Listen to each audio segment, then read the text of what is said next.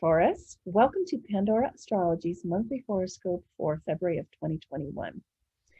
This month's career themes from last month are continuing, and you can cover them really well in a mission orders reading. I recommend that you do that. You'll find a link for it in the YouTube description below. In last month's horoscope, I talked a lot about how 2021 feels lighter and brighter than 2020, which it does, and mostly because there's a large pile of planets in Aquarius going on, which we're going to talk about in your horoscope and the house that it emphasizes. Particularly Jupiter and Saturn have moved into Aquarius, and we've got a video about that on our 2021 news playlist, which I do recommend that you check out. During February in particular, Saturn is going to connect with the two planets that it is dancing with this year, Uranus and Chiron, in the first of three aspects with each. And what this means is that we're going to be facing opportunities this year to heal and reflect on and come to understand more deeply our relationship with the authoritarian as well as the authoritative within ourselves and also as experienced from without. And if you have anything in 6 to 12 degrees of a fixed sign, and you are a fixed sign, so chances of that are pretty good, Taurus, but the other fixed signs as well, Scorpio, Leo, and Aquarius, then you will absolutely feel this. But right now, we're going to talk about Mars, Venus, and Mercury. Hey, Julia, what is up for the Tauruses of the world this month? Well, good question, Jamie. Hi there, Taurus. I'll start with the planet Mars. Mars is the planet of action. It's the planet of activity. It's also the planet of anger, too. And Mars is going to be all month in your first house of self. So that means you're embodying a lot of Mars energy this month. I'm thinking bull in a china shop because Taurus is the sign of the bull, Mars in the first. You'll be more likely to assert yourself, know what your rights are if somebody kind of tramples on them. This is a very good transit for also asserting boundaries too, but you could also take it a little bit too far. For example, making mountains out of molehills or spoiling for a fight when that's not what the other side intended to. So, just be aware that you might be a little extra amped up and try to use that energy to maybe start off a new fitness routine too, because that's another good use of this transit as well. Now, Venus, the planet of art, beauty, and relationships, begins the month in your 10th house of career and authority figures. So when Venus is in this house, it can be a really nice time in career. It's a very, very public house. It can represent your reputation. So, if you work with the public or if you have any type of public persona in some way, this can be a very fruitful time for you. Also a wonderful time for getting along well with the authority figures in life. So that could be bosses, government officials, parents, teachers, for example. Then on February 25th, Venus is going to be moving into your 11th house of networks. This house really rules all the groups in your life. So that could be clubs, societies, sports teams, recovery programs, anywhere where you find yourself in a group context.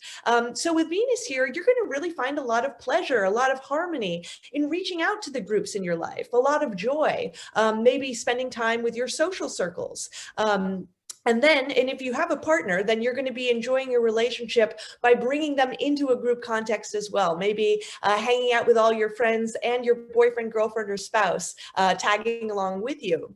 Then on then Mercury, the planet of communication and mentation, starts the month retrograde also in your 10th house. So while this is a good month for all career-oriented things, as well as your public reputation, Mercury retrograde here may mean that there might be some aspects of your career that you are rethinking, re-strategizing, redoing. If you're looking for a new job, you could be rewriting your resume several times after you ask a friend to edit it for you. Or if you do anything Mercury related at your job, let's say you teach, let's say you buy and sell, let's say you do some writing or public speaking, then you might also have to review and go over your work again.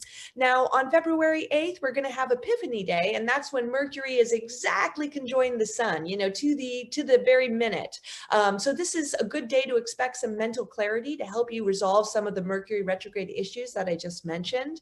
And then Mercury finally goes direct on February February 20th, but I would give it about a week after that date to fully say that the planetary cycle is over, because on February 20th, Mercury just begins to move forward, but it's still really, really slow in the sky. And planets need about a week or so after their retrograde, after the date of direct happens, to really pick up some speed so that we can say that the cycle is fully finished.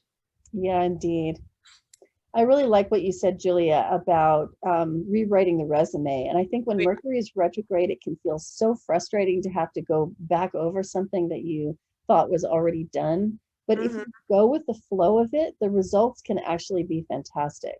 Yeah, And it's going retrograde for a reason, and overall, because sometimes we need to go over our work again.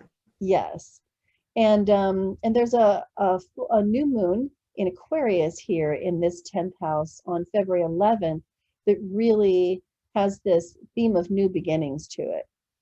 And so this is a really good time to make a fresh start, to re-engage emotionally with your work, and rewriting that resume might be just, a part of that process. We're calling this new moon leaning into the age of Aquarius because it's part of this giant puppy pile of planets here in Aquarius in the 10th house, which is bringing so much emphasis to career for you right now, Taurus. Then we see a shift, a seasonal shift, as the sun moves into Pisces, your 11th house, as Julia was saying, the house of networks, groups, communities, friends, tribe, people of like mind, possibly ones that you share some kind of ideology or demographic with, socio-political alignments. This is also the house of social media marketing. So some of the emphasis begins to shift there about like, how are you going to reach your peeps and what do you have to say to them? So as the sun moves into this house, there begins to be this general shift out of that Aquarius pile in the 10th house, and more planets are going to move into Pisces. And so your attention is going to begin to be feeling complete with the career arena and more interested in the groups that you're a part of, whether you market to them or just participate in them.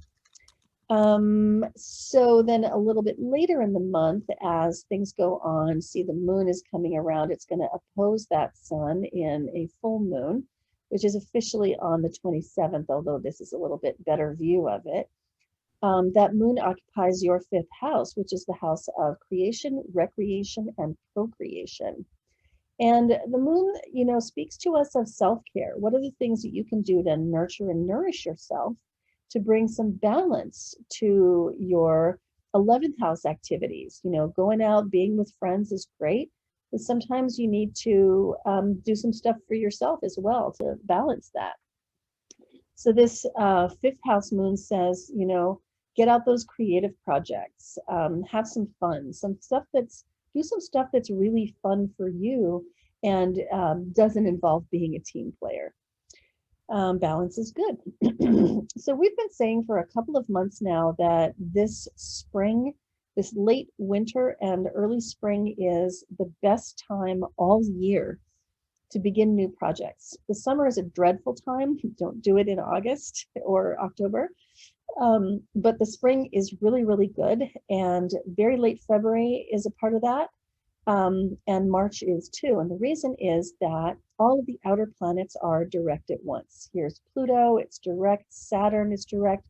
No little retrograde symbols right there. Jupiter is direct. Neptune is, Chiron is, and Uranus is all at once. And that's kind of rare and pretty cool. So what this means is that anything that you birth, that you incept, that you begin, signing that contract that starts something where you really commit, you plant your flag in that thing, that is doing that this winter is going to make a beginning that is strong for a project that will basically not have a lot of self-sabotage built right into it. And so it should proceed swimmingly. Now, that's true regarding the outer planets. However, we do know, and Mercury said, and Julia said, Mercury is retrograde. And we don't really come out of the shadow period for that until the 25th or 27th. which means that really the tail end of February, but also all of March is really good for these kind of projects. And you can spend February getting ready, and I recommend that you do. All right, well, that's all we have for you today, Taurus. Thanks for watching. If you enjoyed this video, please be sure to subscribe to our channel, like this video, and share it widely with your friends and relatives. You can find your horoscope on our website, pandoraastrology.com, where you can also find the news of the month on our forecast page. And you can get that reading I spoke of at the beginning of this video, and you can even take a class. And until next time, we'll see you around the cosmos. Bye. Bye-bye.